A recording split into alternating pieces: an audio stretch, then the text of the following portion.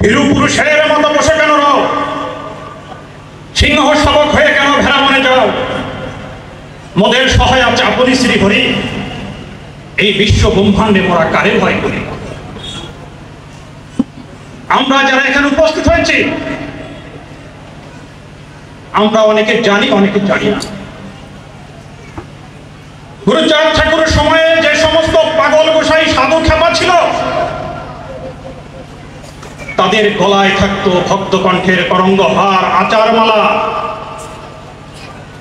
আমরা কি সেই মালার মালিককে চিনি?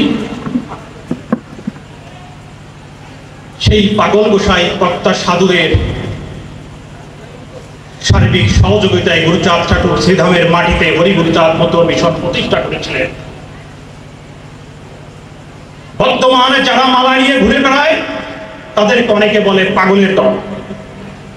আমাদের সমাজের উচ্চ শিক্ষিত সন্তানেরা তার বাবাকে প্রশ্ন করে, বাবা তুমি যে পাগল বেশে এই মালা নিয়ে ঘুরে বেড়াও, আমার বন্ধুরা বলে তোর বাবা কি পাগল? তুমি কেন এইভাবে ঘুরে বেড়াও? তখন তার বাবা বলে, বাবা এই গলায় যে মালাটা দেখছিস, এই মালার মালিককে জানিস?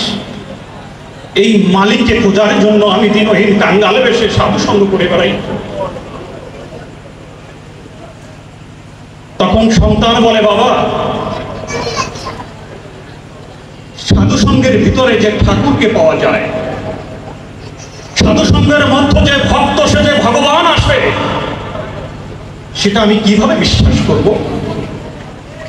তখন বলেছিল, বাবা বাড়িতে একটু হরিনাম যজ্ঞ দে। যে সমস্ত পাগল গোসাই সাধু বৈষ্ণব মতুয়ার আগমন হবে, তাদেরকে নতুন মালা দিবি, আর ওই পুরাতন মালা গলা থেকে খুলে নিয়ে ওই হরিনাম যজ্ঞের মতো রাখবি।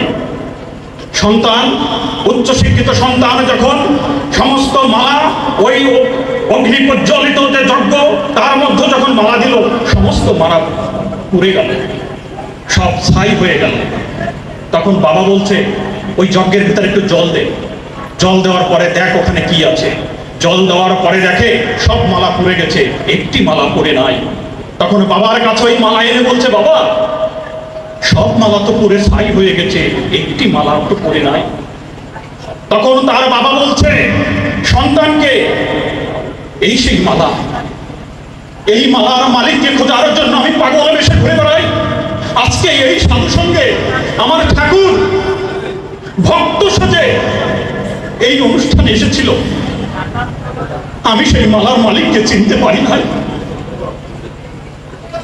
তাই আজকে যারা আমরা সাধু সঙ্গ করি, আমরা যারা হরিনাম প্রচার করি, নিজেদেরকে মধু বলে দাবি করি, আমরা কি জানি আমাদের প্রত্যেকের গলায় যে মালা আছে, এই মালার মালিককে? আমরা হরিচাঁদ গুরুচাঁদ ঠাকুরকে দেখি নাই। আমরা হরিলীলামৃত হরিসঙ্গীত মহাসঙ্গীতম অধ্যয়নের ফলে আমরা উপলব্ধি করতে পারি, কিন্তু যাদের চোখের দিকে তাকালে, যাদের চোখের দিকে তাকালে আমরা হরিচাঁদ গুরুচাঁদ ঠাকুরকে উপলব্ধি করতে পারি, অনুভব করতে পারি। ঠাকুর বাড়িতে যারা আছে, গুরুচাঁদ ঠাকুরের পরবর্তীত সংগঠনকে যিনি হৃদয়ে ধারণ করে মতুয়াদের বিজয় নিশান সারা বিশ্ব তিনি প্রচার করে চলেছে, সেই মালার মালিক একমাত্র তিনি।